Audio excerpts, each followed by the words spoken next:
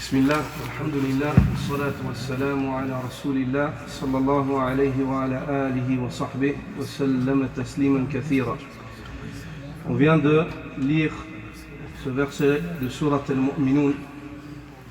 والذين يؤتون ما آتوا وقلوبهم وجلة أنهم إلى ربهم راجعون. Ils sont ceux qui avancent ce qu'ils avancent, ou qui donnent ce qu'ils donnent, alors que leur cœur frémisse au rappel du fait qu'ils reviendront à leur Seigneur. Ils avancent ce qu'ils avancent, ils donnent ce qu'ils donnent, au rappel et leur cœur, alors tandis que leur cœur frémisse à l'évocation qu'ils reviendront à leur Seigneur. Il y a dans ce verset-là le critère des croyants, ceux de qui Allah subhanahu wa ta'ala accepte leurs œuvres. Ce sont ceux qui ont réalisé pleinement al-ubudiyya pour laquelle Allah azza wa jal les a créés. C'est le fait de t'avancer dans les bonnes œuvres en te remettant à Allah et pas à ta personne. De t'avancer dans les bonnes œuvres par amour, par crainte et par espoir. De t'avancer dans les bonnes œuvres et de ne pas t'enorgueillir, te rendre orgueilleux par les œuvres, le peu d'œuvres que tu as fait. Car c'est à Allah que tu reviendras. Et Allah est parfait et mérite beaucoup plus que ce que tu as fait.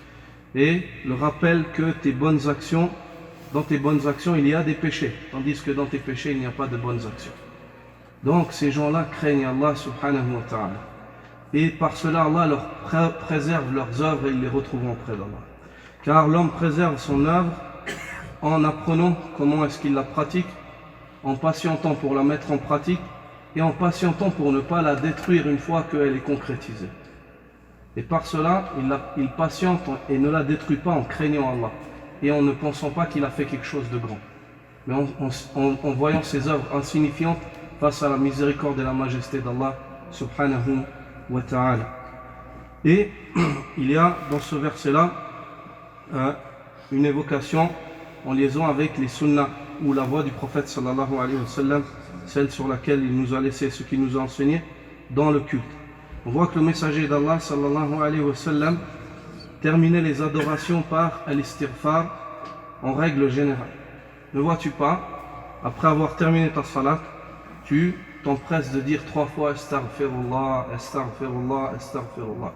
Ceci, car après avoir concrétisé cette œuvre, tu essaies de la protéger et tu essaies de l'épurer, de la nettoyer des manquements qu'il peut y avoir. Et tu crains le retour à Allah le jour où elle sera présentée à Allah subhanahu wa ta'ala, ou qu'Allah azza wa jal t'exposera tes œuvres quand tu retourneras à lui. Il en est ainsi pour le jeûne du mois de Ramadan dans lequel vous êtes. Ne voyez-vous pas qu'il se termine par zakatul fitr? Ceci après avoir concrétisé le mois du jeûne, le croyant ne se dit pas ah mashallah j'ai jeûné, mais il essaye de se purifier par zakatul fitr ou sadaqatul fitr. Et comme le prophète sallallahu alayhi wa sallam dit,